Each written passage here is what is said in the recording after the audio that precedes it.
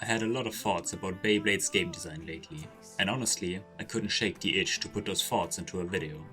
If you remember Beyblades from back in the day, you might not know this, but the current generation has evolved into something pretty incredible. It has the potential to be just as popular for casual players as it is for the competitive scene. But there are still a few glaring issues holding it back. Issues that could be solved with relative ease. In this video, I'll talk about what makes Beyblade X's design work for both casual and competitive play, and how fixing a couple of key problems could make it even better for everyone. So let's dive in and explore why this new generation could be the one to really take off.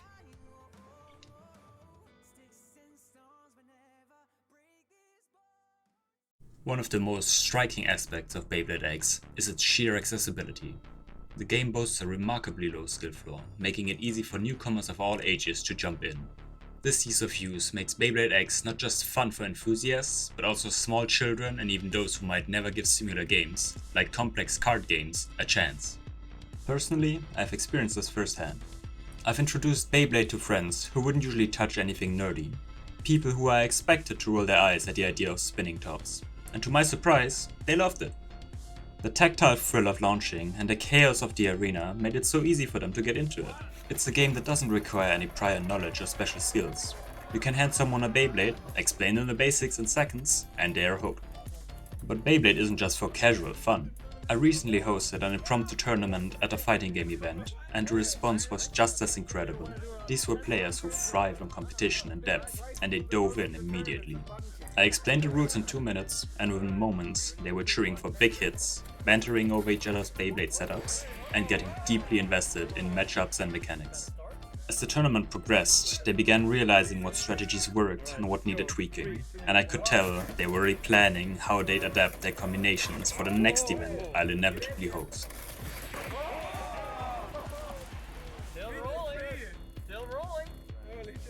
Behind its simple appearance, there's actually a lot of depth to Beyblade X. For those who want to get more into it, there's a ton to explore. Building combinations becomes its own fun challenge. Deck strategies add some nice tactical variety, and perfecting your launch technique for each Beyblade can make a big difference in how matches play out. Once you start to understand the little details and how different Beyblades interact, the game goes from just being fun to a real test of skill and strategy. The Extreme Dash mechanic is such a brilliant addition to the game. It keeps attack types relevant even as Beyblades get heavier, something older generations struggled with. Back then, attack types often got left behind, making matches feel a bit predictable. But now, with Extreme Dash, attackers can deliver those fast, heavy hits that really pack a punch, making every round feel intense and keeping things fresh and dynamic.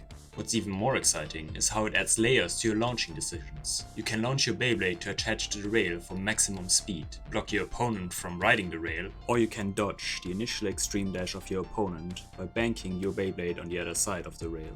This opens up tons of strategies right from the start of the match, and it's not just for attackers. Even defensive Beyblades can be launched aggressively, gaining enough momentum to attach to the extreme rail and go on the offensive. The versatility and strategic options this mechanic adds make it one of the best innovations in Beyblade X. The taller Beyblades in Beyblade X initially seemed like a side effect of designing around the extreme rail system, since the extra height was needed to accommodate the teeth at the base. But what might have started as a design constraint has instead added real depth to the gameplay. Height introduces two exciting alternative ways to win: destabilization and bursting. Destabilization relies on knocking your opponent's Beyblade off balance, causing it to scrape against the arena floor and lose stamina.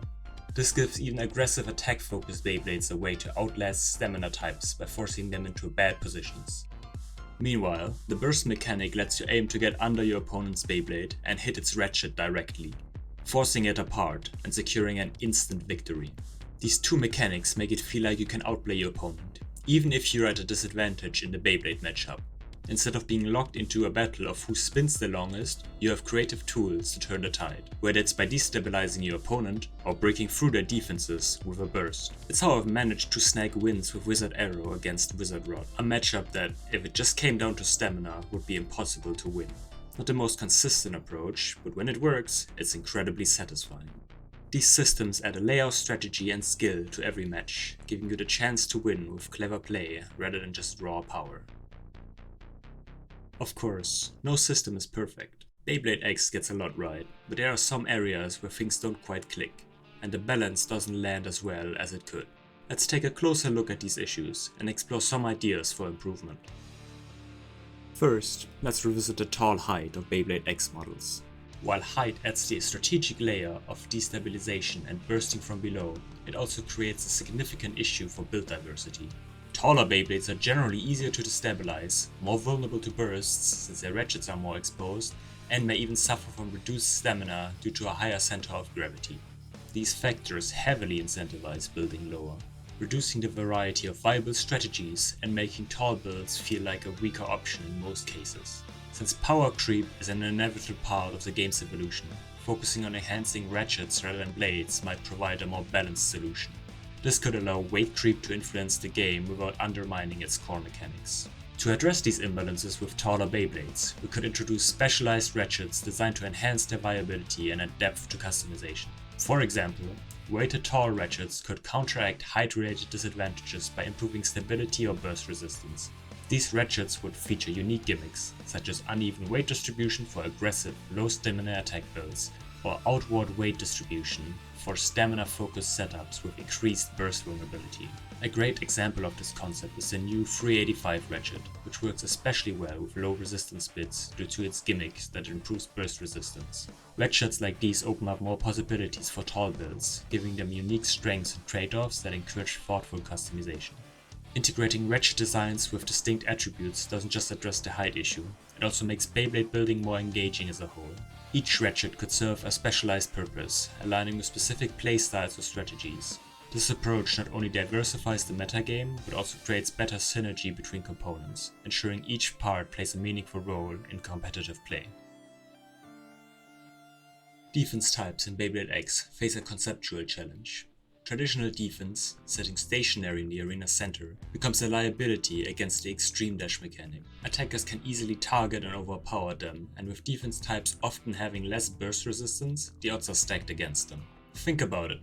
The best outcome for a defense Beyblade is to tank a hit and maybe burst the attacker, but that's unlikely when defense types lack sufficient burst resistance due to their tips. To redefine the role of defense, we could shift its primary win condition to focus on bursting opponents. Needle-type tips, for example, enable defensive Beyblades to tilt and strike the opponent's ratchet from below, creating opportunities to burst them. However, needle tips are easily destabilized, which reduces their effective stamina, despite theoretically having good spin time when unchallenged. This vulnerability justifies giving needle tips even higher burst resistance than attack-focused tips. Their real value lies in aggressive tilting and outplaying opponents.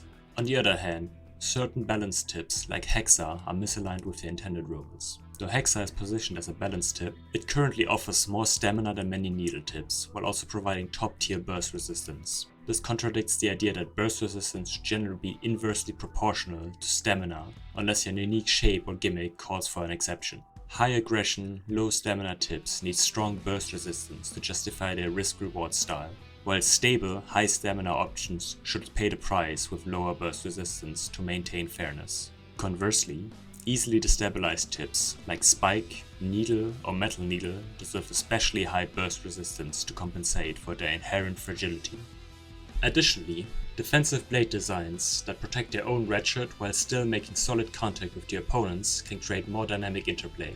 Consider Black Shell, for instance, a concept that pairs defensive sturdiness with targeted aggression. This approach ensures defense isn't just about enduring hits, it can also actively challenge stamina types, making the outcome less predictable and adding depth to the metagame. The current metagame is heavily skewed by certain overpowered parts. Wizard Rod combinations, for instance, have become dominant, overshadowing other strategies and reducing diversity. Conversely, some parts, like two-sided ratchets or ultralight blades, are so underpowered they are rarely, if ever, used. A potential solution lies in a refined point-based balancing system. Parts would be assigned point values. Certain powerful components as a +1, while weaker parts could be a -1. A Beyblade couldn't exceed a total of +1 points. This means that combining 2 +1 parts, like Wizard Rod with the ball tip, would be disallowed due to exceeding the point limit. However, incorporating a -1 part, like a two-sided ratchet, could offset a +1 part, allowing for creative and balanced builds.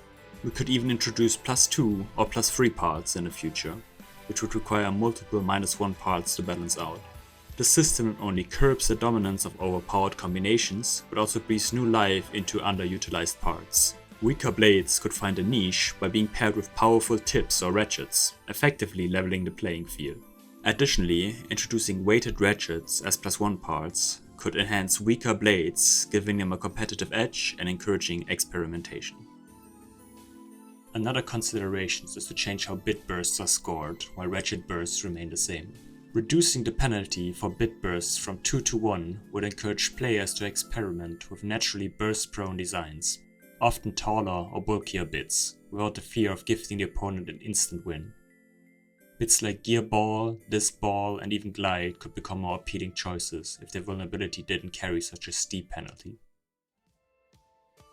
I've had a blast with this new generation so far, and I'm excited to see it grow in ways that keep the depth coming, rather than just piling on weight until everything feels the same. With a bit of community creativity and willingness to tweak the rules, we can help Beyblade X stay fresh, surprising, and generally fun for everyone.